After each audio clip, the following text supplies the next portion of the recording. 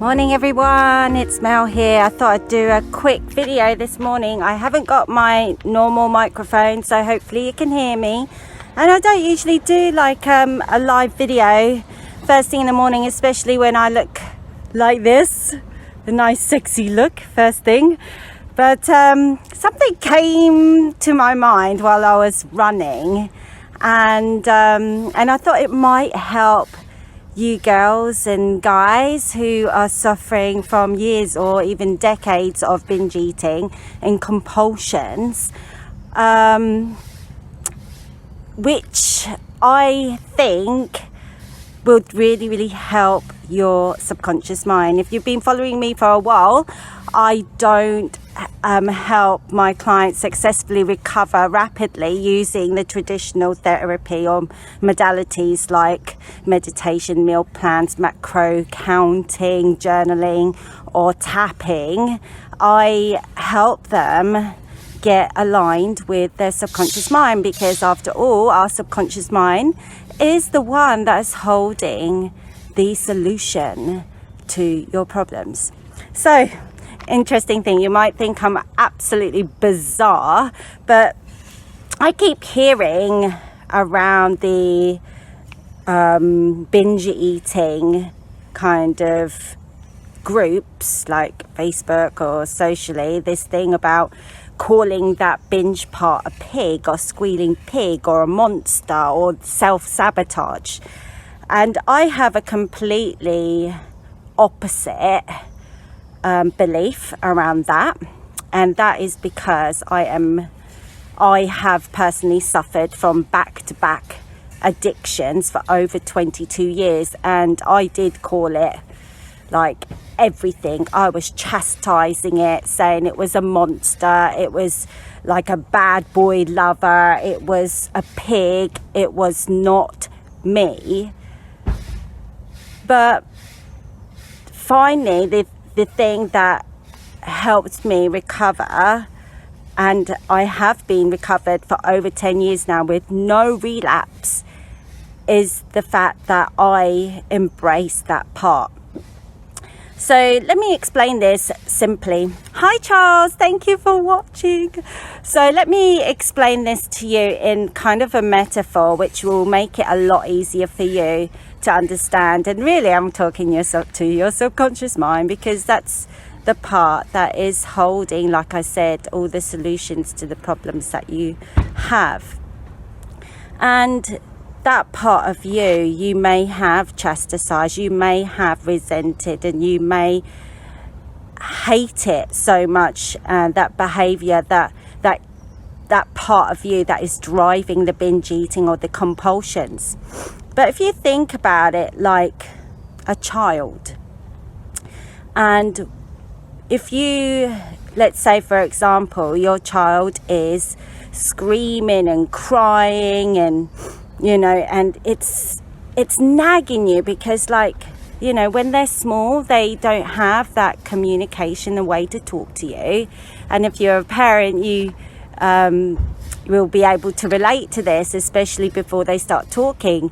They will throw things, they will cry, they will whine, they will do random stuff, and you have no idea what they want. And so you're there trying your best. Maybe they need sleep, so you force them to have sleep, and they're still crying. No, it can't be that. Or you feed them. No, they throw that over the other side of the room, and you're there experimenting, trying to fix the problem of your child crying. And the way that I see it is our compulsions and our negative behaviors like binge eating is almost like that child is crying to communicate with you, because it hasn't got words to connect with you. So all the time that you're giving it food, especially if you are a binge eater, and so every time you're feeling that negative emotion rising up in your body, you're throwing all this food, especially kids' food.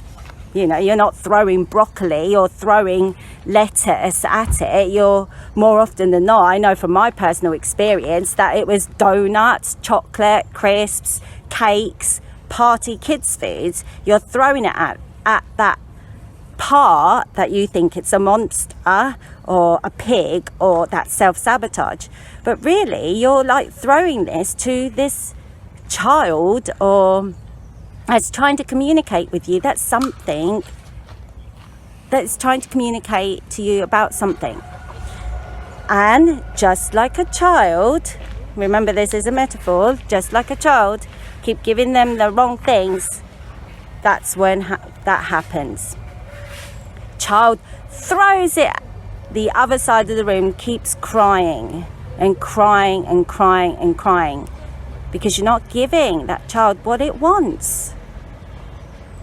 Because if it's donuts, sweets, cakes, crisps, whatever it is, bread, and that child's not hungry, it's still going to scream. And this is the reason why I suffered for over 2 decades, because I thought that child wanted to eat donuts, crisps, chocolate and everything. And that's why you don't feel good afterwards. That's why you feel depressed, frustrated, guilty, anxious, self-hatred, remorse. And let's spin this around. Ever had those moments when you feel really good? I don't know if you may be suffering. Sorry, I keep getting messages.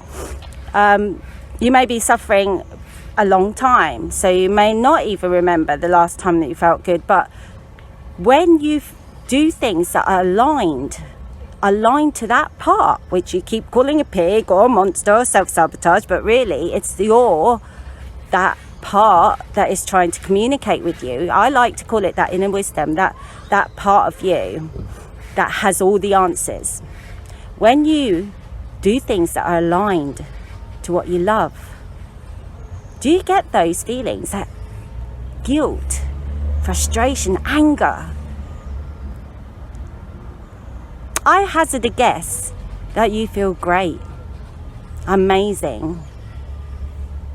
One of the things that I do, like every morning, is go for a run. I used to do it just to burn calories. I used to go for hours on end. Now I only go for 20-25 minutes. That's enough for me.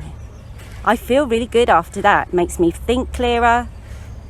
There's nothing to do with the calories because that part of me really loves it.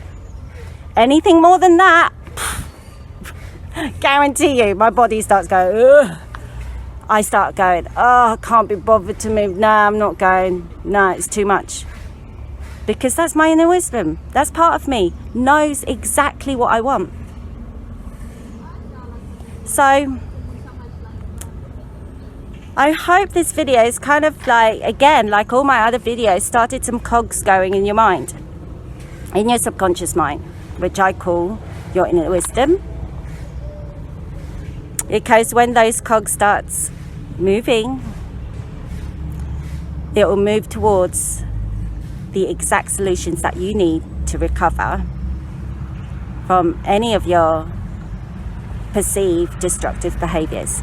So, if you haven't met me before, I am Mel. Hello, and I am a rapid recovery rebel because I help people stop binge eating and self-sabotaging destructive behaviors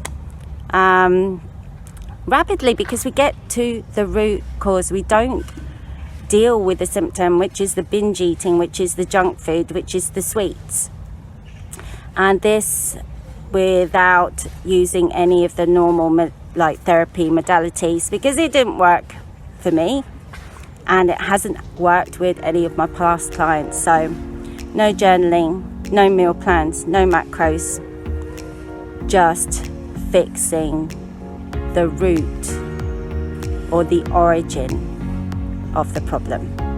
So until next time, woohoo! We're gonna have a shower. So until next time, stay strong. Mwah. Thank you for watching. Bye bye.